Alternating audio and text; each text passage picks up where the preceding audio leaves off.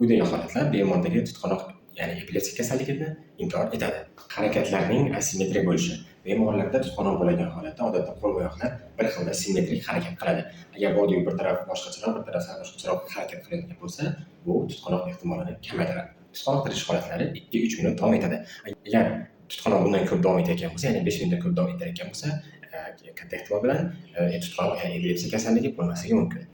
Tutqanoq vaqtida bemorda ko'zlarning yopiq bo'lishi.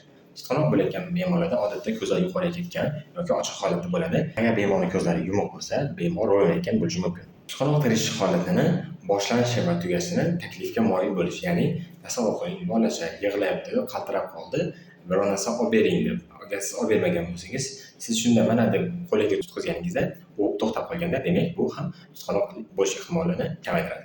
Agar bemorda tutqanoq bo'lgan paytida bemor hushida bo'lib tursa, ya'ni tutqanoq o'tib ketgandan so'ng siz tutqanoqda nimalar bo'lganini eslay olasizmi desangiz, ha, eslay olaman desa, bu ham epilepsiya, ya'ni tutqanoq tirish holatini bo'lish ehtimolligini pasaytirib yuboradi. Tutqanoq holatlari aniq boshlanib to'xtaydigan xususiyatga ega bo'lishi, ya'ni doim bir xil holatda harakatlar bo'lishi.